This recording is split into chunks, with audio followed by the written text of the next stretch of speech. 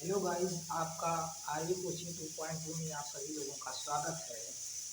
आज हम इस वीडियो में ये जानेंगे कि जो linear equation in two variable होता है उसको हम लोग जो है किस प्रकार से इलिमिनेशन मेथड के द्वारा यानी विलोपन विधि के द्वारा किस प्रकार से जो है उसको हम लोग सॉल्व करते हैं। तो आइए जो है हम बहुत आसान तरीके से और उसको बहुत बेहतर तरीके से सीखेंगे, जिस प्रकार से कि आप लोगों को बहुत अच्छे से जो है समझ में आ जाए। तो ये होता है विलोपन विधि। विलोपन विधि विलोपन विधि है। विलोपन विधि मतलब क्या होता है कि एलिमिनेशन मेथड। एलिमिनेशन मेथड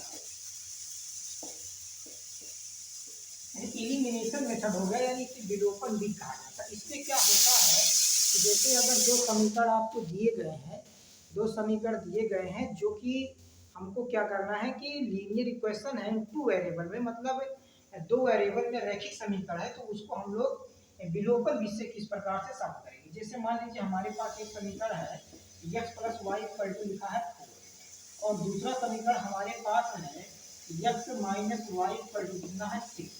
तो हमारे पास दो समीकरण है, इन दोनों समीकरणों को हम विलोपन विधि के माध्यम से किस प्रकार से सॉल्व करेंगे, हमको ये चीज जानना है। तो आइए देखते हैं बहुत आसान तरीके से। ये समीकरण नंबर 1 हो गया और ये आपका हो गया समीकरण नंबर 2।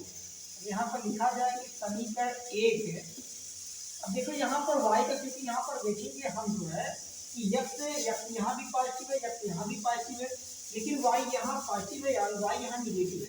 तो अगर दोनों समीकरण को अगर हम जोड़ते हैं, अगर दोनों समीकरण को अगर हम जोड़ेंगे तो ये जो है बहुत आसान तरीके से जो है ये कट जाएगा आपका।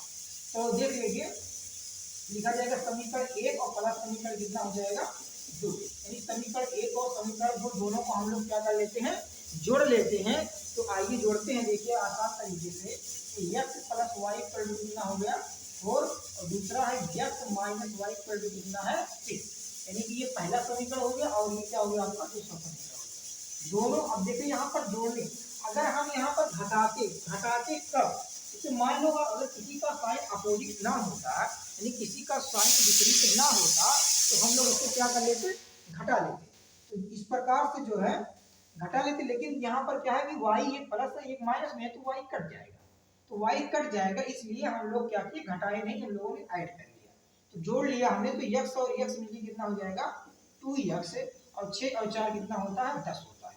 तो x का वैल्यू जब निकालेंगे तो ये 10/2, तो x का वैल्यू कितना हो जाएगा 2×25 कितना होता है 5, यानी x का वैल्यू कितना आ गया 5 आ गया। तो x का वैल्यू हमारा कितना हो गया 5 हो गया। अब ये x का वैल्यू जो हमको मिला हुआ है, ये x का वैल्यू हम किसी समीकरण में रख सकते हैं।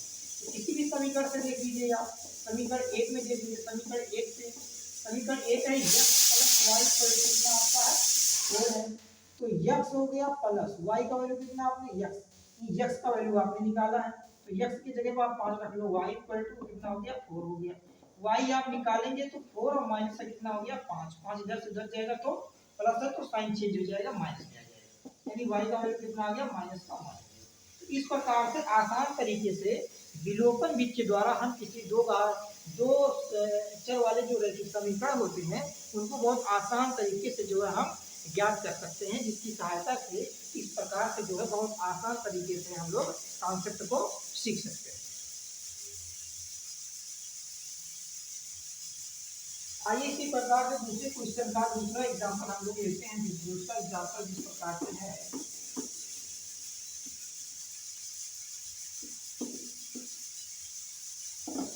दूसरा एग्जांपल हमारा है 2x plus y equal to, मान लीजिए आपका 10 है, इक्वेशन नंबर फर्स्ट हो गया, और दूसरा समीकरण हमारे पास है मान लीजिए x और प्लस वाई इक्वल टू कितना है 12 है, समीकरण नंबर 2।